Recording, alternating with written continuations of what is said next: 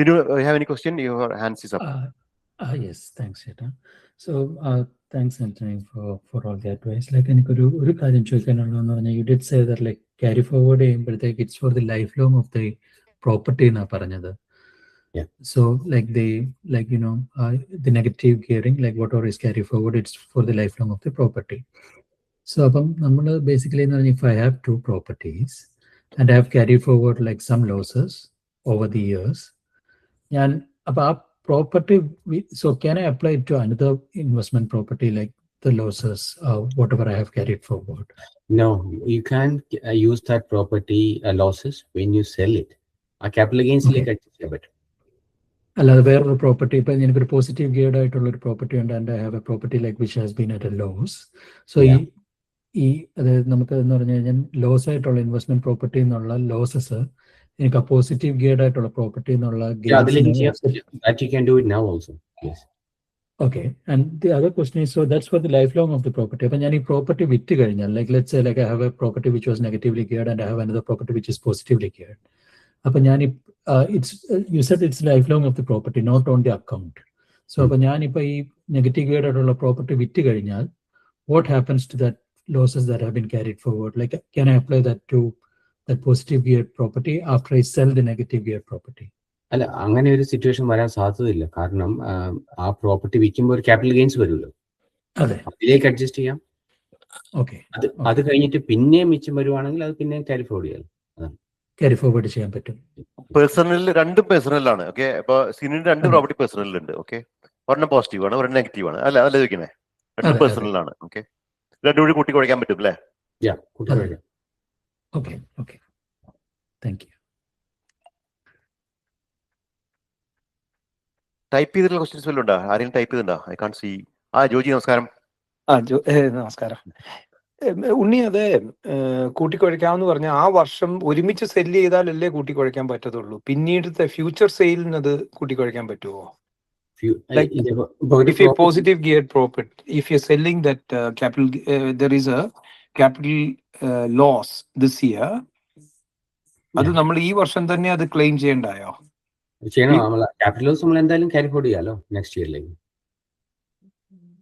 Okay, ഒരു property, ഒരു property ഉണ്ട്, അത് ക്യാപിറ്റൽ ലോസ് ആയി പോയി, നമ്മളത് ക്യാരി ഫോർവേഡ് ചെയ്യുക ഫ്യൂച്ചറിലേക്ക്.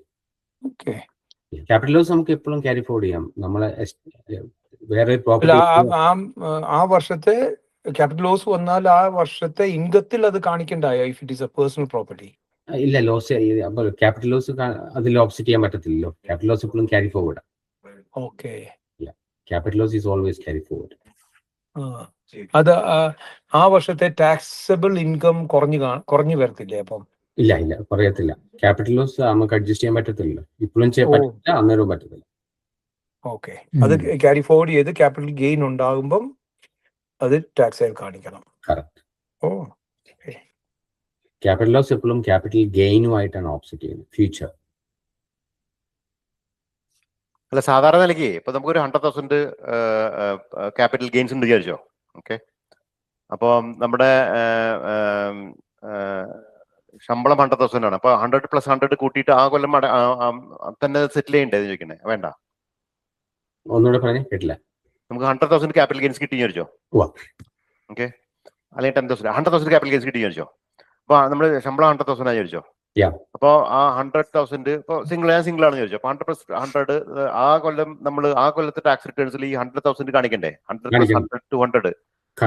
എന്നിട്ട് അപ്പൊ ആ ലോസ് വരും, നമുക്ക് ആ ലോസ് അതിൽ കാണിക്കും. അല്ല സോറി, ലാഭം കാണിക്കും. ആ ലാഭം കാണും. അപ്പൊ അതിന്റെ ടാക്സ് അടക്കണ്ടേ ആ കൊല്ലം തന്നെ? അപ്പൊ നേരത്തെ ജോജി പറഞ്ഞത് അത് തന്നെയല്ലേ? ജോജി ക്യാരി ഫോർവേഡ് ചെയ്യുന്നത് എങ്ങനെയാ? അതാ ഞാൻ ചോദിച്ചത്.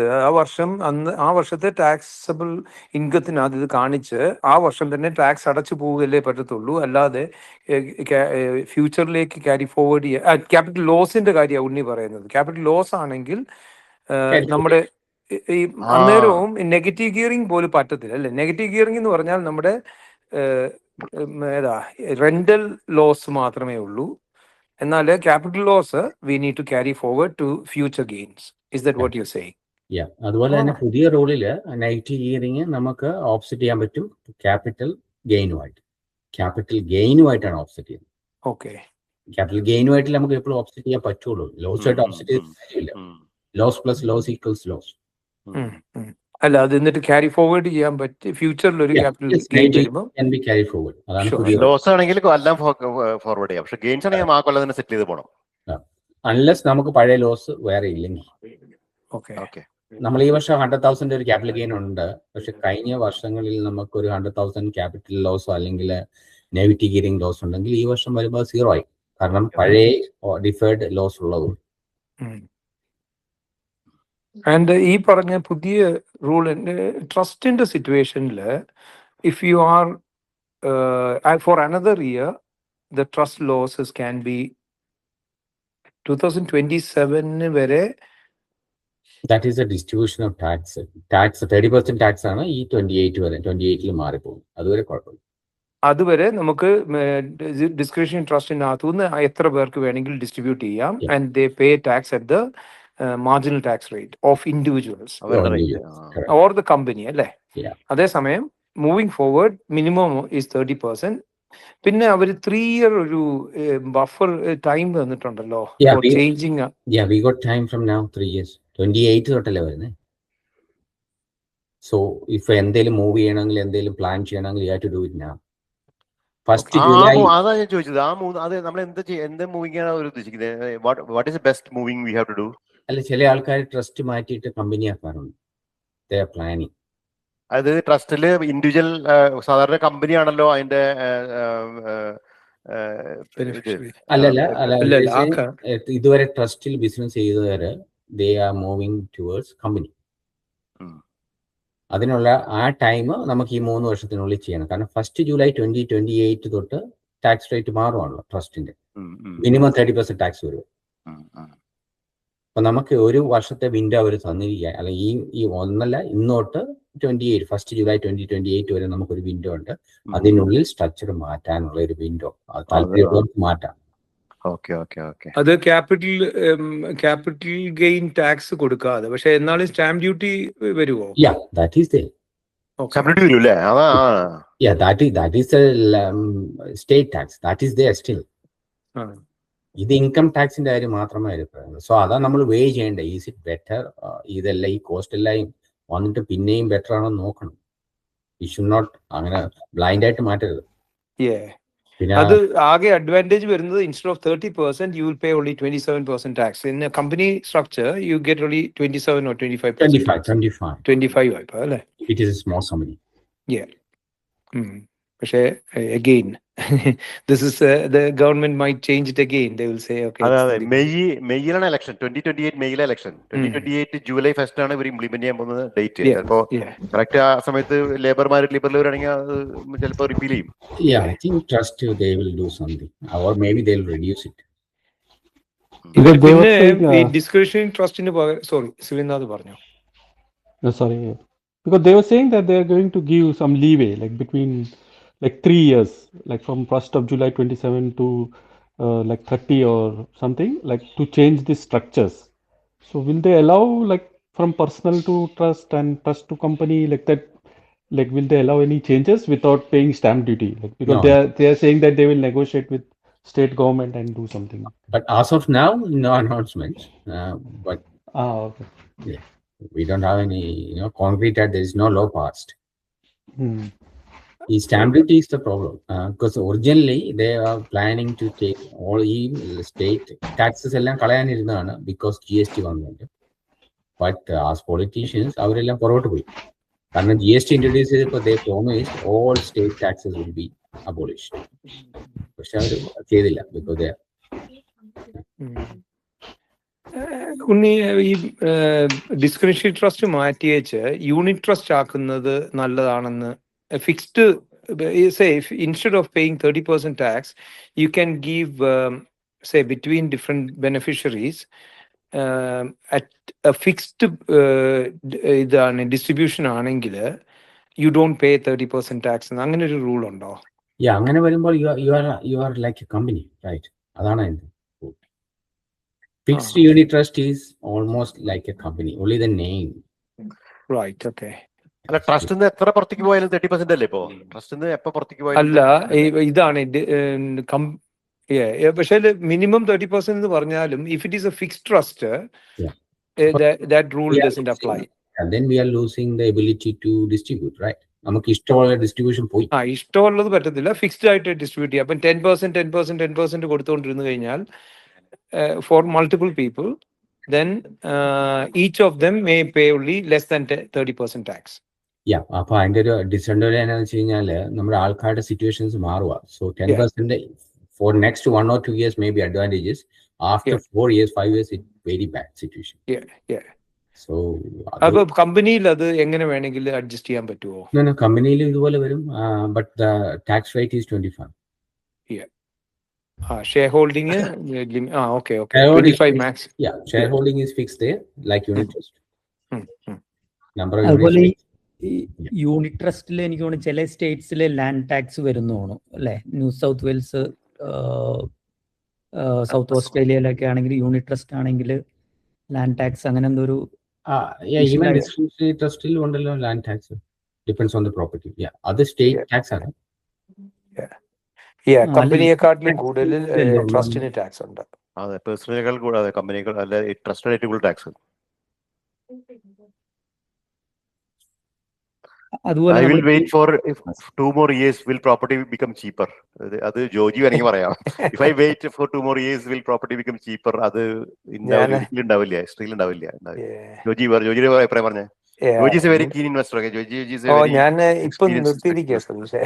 എന്നാലും No, I believe that property, see, based on what the fundamentals you were talking about, they can't construct enough houses. Ivar approval കൊടുക്കുന്നു എന്ന് പറഞ്ഞ majority of the approval doesn't turn out to be houses.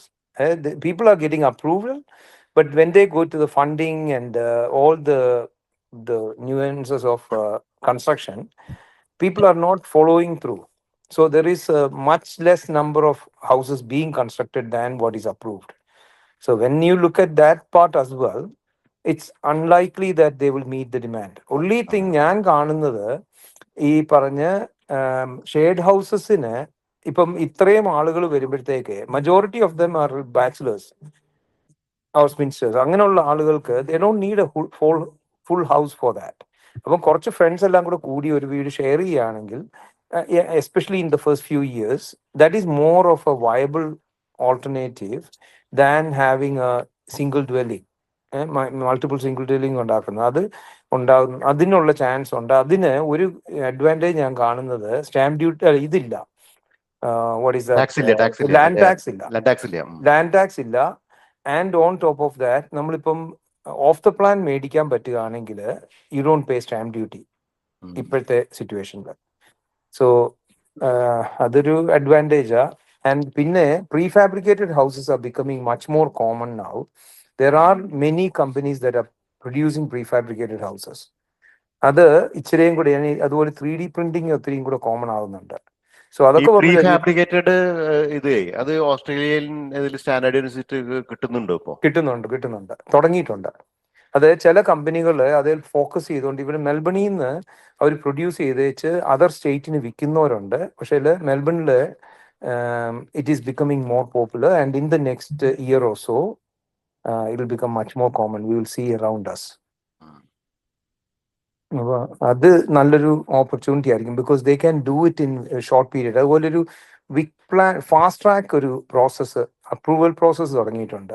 10 days you can get an approval for a house that comply with government regulation. ഈ കൗൺസിലിന്റെ state റെഗുലേഷൻ്റെ അകത്തുള്ളതാ. അപ്പോൾ അതിൻ്റെ വിക് plan എന്നാന്ന് തോന്നുന്നു. there are plans that are available. If you follow that plan and submit it, 10 days you get approval. കൗൺസിലിന്റെ approval വേണ്ട. And no one can object to it as long as you fit in with that criteria. Building permit മാത്രം മതി. Building ഇതേ planning permit ഈ 10 days കിട്ടും. കിട്ടിയില്ലെങ്കിൽ deemed to be approved എന്നാ. If the council doesn't approve within 10 days, you are deemed to be approved. അല്ല, subdivision mainly town houses ആണ് അത് വരുന്നത്. സബ്ഡിവിഷൻ പറ്റുമോ? 3-4 മണിയാൻ പറ്റുമോ? അപ്പൊ അതൊരു നല്ല ഓപ്പർച്യൂണിറ്റി ആയിരിക്കും. പക്ഷെ അതിൽ സ്റ്റിൽ മറ്റേ നാസ് ഇത് ഫോളോ ചെയ്യണമെന്നില്ലേ? ചെയ്യണല്ലോ. അത് അവര് പറയുന്ന ക്രൈറ്റീരിയ എല്ലാം 100% മീറ്റ് ചെയ്താലേ ഇത് അപ്രൂവൽ ആകത്തുള്ളൂ. ജോജി പറഞ്ഞ ആദ്യത്തെ ഇത് മനസ്സിലായ? ജോജി പറഞ്ഞത് റൂമിംഗ് ഹൗസ് ആണ്, അതായത് ഒരു വീട്ടില് 5 പേര് 8 പേരൊക്കെ താമസിക്കുന്ന ഇതില്ലേ, ആ ഒരു ഇത് നല്ല ഒരു ഇത് സ്ട്രാറ്റജി ആയിരിക്കും, ഒരു സ്ട്രാറ്റജിയാണ് പറഞ്ഞ ആള്. അത് up to 9 bedroom 9 bathroom ആ റൂമിംഗ് ഹൗസ് ആയിട്ട് അതുവരെ പറ്റും. 10 living area up to 9 bedroom 9 bathroom is allowed. പക്ഷെ അത്ര കംഫർട്ടബിൾ ആയിരിക്കത്തില്ല. പക്ഷെ 5 bedroom ഒരു 5-ൽ കൂടുതൽ വന്നു കഴിഞ്ഞാൽ ഇറ്റ് ഈസ് വയബിൾ. അല്ലെങ്കിൽ അത് കുറവാണെങ്കിൽ it's not viable in the current environment with electricity, water and everything. ആൾക്കാർ ഭയങ്കര, ഇവിടെ ഒരാളുണ്ട്, ആൾ 1.2 million പഠിക്കുന്നത് 9 bedroom 9 കൺസ്ട്രക്ഷൻ കോസ്റ്റ് മാത്രമായിട്ട്.